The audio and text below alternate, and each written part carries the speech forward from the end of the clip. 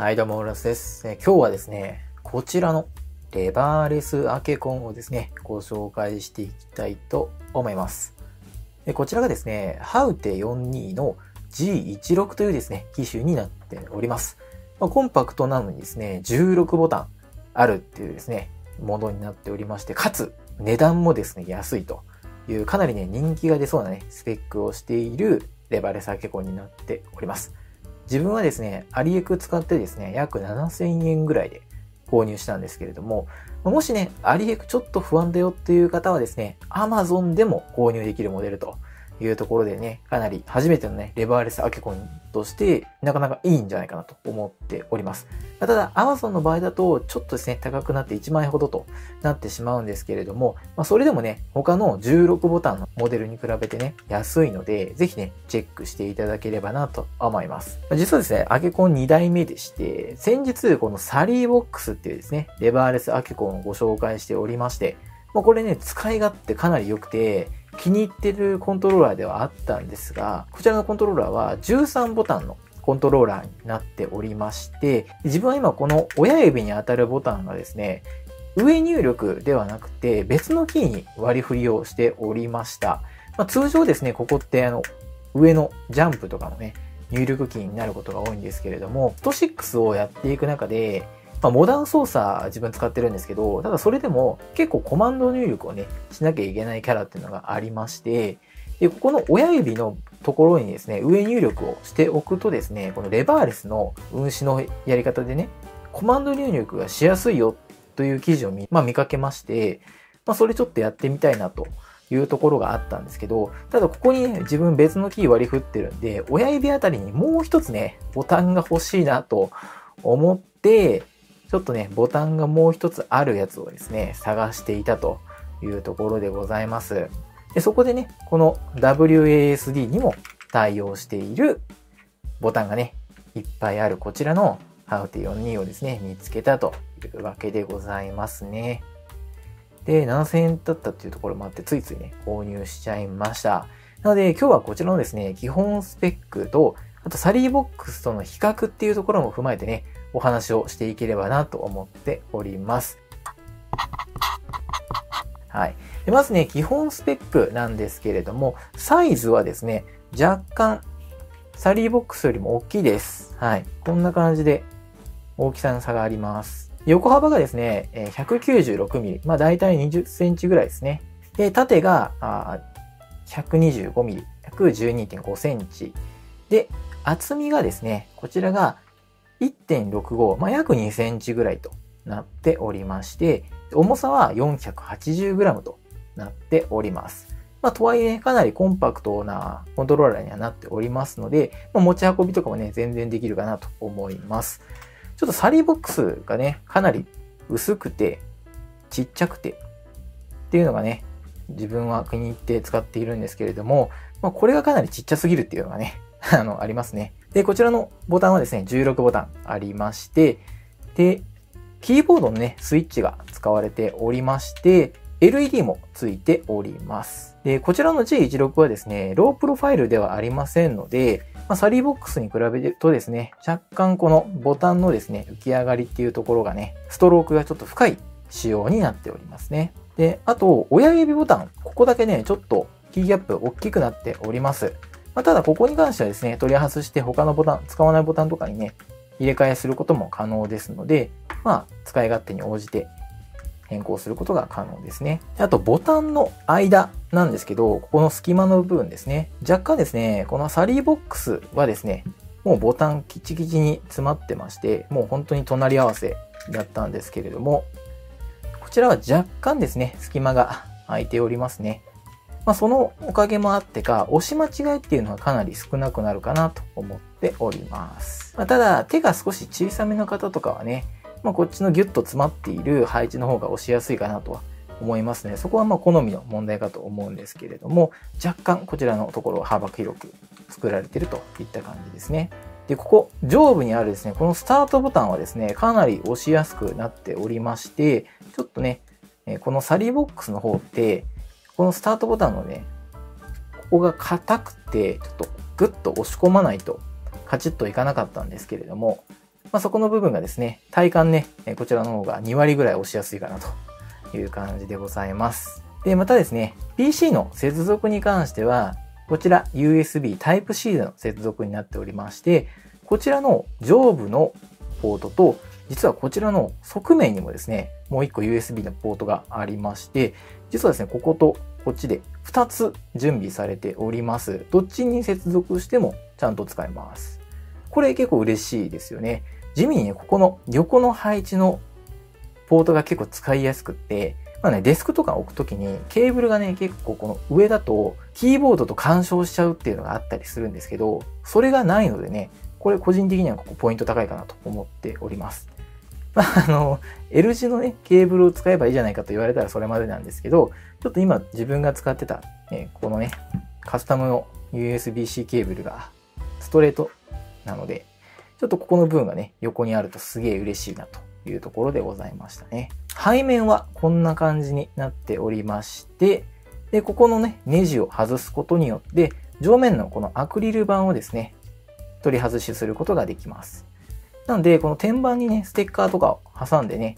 好きなカスタマイズをすることも可能でございます。はい、そしてね、ちなみにね、同封物に関しては、こんな感じでして、ちゃんとね、USB Type A から C のケーブルと、あと、予備のキーと、あと、このキーを取るための金具、そして、滑り止めのね、シールも入っておりました。あとはこんな感じの説明書が入っていたという感じですね。で、中身のですね、基板についてなんですけど、これはね、サリーボックスと同じく2040がベースになっておりまして、PC はもちろんなんですけど、PS3、PS4 にもですね、対応しているというものになっております。PS5 に関してはですね、別途コンバーター、こういうね、コンバーターが必要になりますので、ご注意ください。LED に関しては、スタートボタンと、この隣のバックボタンを押しながら、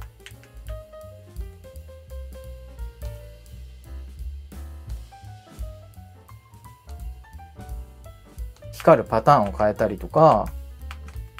あと光量をね、変えたりとかっていうのができるようになっています。こちら本体側で操作できるのはいいかなと思います。で、また、キーマッピングについてはですね、サリーボックスと同じくですね、ボタンを押しながら再接続することによって、この画面がね、こういった表示になるかと思います。で、この状態で PC につないでですね、ブラウザを開いていただきまして、192.168.7.1 と入力していただいて、ブラウザでね、設定画面にアクセスしてください。で、容量はね、同じなので、前回ね、サリーボックスの方でご説明したやり方っていうところをちょっと見ていただければなと思うんですけれども、見てね、マッピングされているピン配置が異なりますので、こちら今載せているね、こちらの画像を参考に好きな配置にね、カスタマイズをしていただければと思います。で、設定変更後はですね、セーブボタンを押していただいてから、リブートをかけていただきますと、元に戻るという形でございます。基本スペックはね、こんな感じですね。ここからは使用してみての感想をね、お話ししたいと思います。まずね、良かった点からなんですけど、一つ目はね、ビルドクオリティが結構高くてですね、全然格安のレバーレスアケコンに見えないという点がいいかなと思っております。特にね、スタートボタンなんかすごく押しやすくて気に入っておりますし、やっぱり16ボタンのこのコントローラーがですね、1万円弱の値段で購入できるっていうのはね、なかなかないんじゃないかなと思っております。で、良かったところ2つ目がですね、接続ポートがですね、サイドにもあるというところですね。これが地味にですね、嬉しいんですよね。ここに関してはね、かなり個人的なポイントではあるんですけれども、例えばね、ノート PC とかでプレイするときに、このケーブルがね、やっぱ邪魔になっちゃったりするんですよ。なんで、サイドにあることによってね、ケーブルが邪魔にならないので、かなりね、個人的には気に入っております。で、逆にね、ちょっとね、気になったところっていうところもね、ご紹介しようかなと思っております。気になったところね、一つだけありまして、それが何かというと、ロープロファイルではないというところですね。で、それによって何が起きるかというと、ボタンがね、押せてない時がたまにあるんですよ。で、正直これは個人的な理由で、もともとこのサリーボックスっていうね、ロープロファイルのこのキーを使っていたがゆえにですね、かなりですね、これ、本当に軽くピッて押すだけでね、ちゃんと反応してくれるんですけど、通常のですね、このメカニカルキーボードのストローク、深いちょっと高さになっているので、自分がね、押してたと思ってても、押し込みが足りなくて、サリーボックスと同じ感覚でこれボタンを押してるとたまにですね、押し込み切れてないというところで反応がしない時がたまにありました。最初からこのボタンを使ってれば正直ね、全然問題ないかと思っていて、慣れの問題だと思うんですけれども、ちょっと個人的にはね、最初からこっちを使ってしまったがゆえにですね、ちょっともうロープロファイル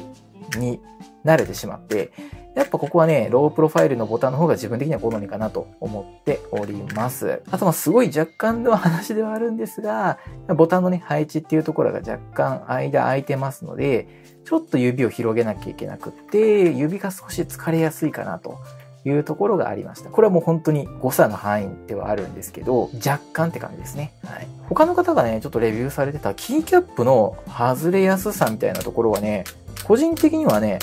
そんなことないかなと思っております。この弾いてもね、全然取れないです。多分なんですけど、キーキャップのね、この向きがあると思っていて、この向きが正しく入ってないと取れやすいみたいです。なんで、正しい方向でね、ちゃんとやってれば、こうやって弾いても全然取れないので、そこはね、問題ないかなと思っております。はい。というところでですね、結論としてなんですけれども、16ボタンのレバーレスアケコンとしては、申し分ないね、性能がありまして、何よりコストパフォーマンスに優れたモデルになっているかなと思います。ただね、個人的にはこちらのロープロファイル版があればね、良かったかなというところが正直な感想でございます。で、ここまでね、お話をしてきたんですけれども、実はちょっとね、このハウテ42の、現在の値段を見ようと思ってね、こちらの販売ページを見に行ったんですけど、そしたらですね、なんと、この G16 をロープロファイルにした S16 っていうですね、S シリーズっていうのが新しく実は販売開始されてたみたいでして、これ知らなかったんですけど、これやんって今なってます。はい。いや、ほんとね、これ買った時には出てなかったんでね、今ね、すごくびっくりしてます。なんで、個人的には、この G16 もね、すごくおすすめなんですけど、今から購入されるのであれば、S16 の方ですね、ちょっと値段は高くなっちゃうんですけど、そちらの方がおすすめかなと思います。ロープロファイルの方がね、個人的にはすごく押しやすいです。軽く押すだけで反応してくれるので、その辺のちょっとした差ではあるんですけど、個人的にはそちらの方がいいかなと思っております。一応ね、どちらも概要欄にリンク掲載しておきますので、ぜひチェックしていただければと思います。はい。ということで、こちらのチャンネルはですね、こういったガジェットや撮影機材のレビューをしているチャンネルでございます。ぜひともですね、高評価、チャンネル登録よろしくお願いいたします。またですね、コメントなんかもいただけるとすごくモチベーションになりますので、ぜひともよろしくお願いいたします。ということで、また次回の動画でお会いいたしましょう。バイバイ。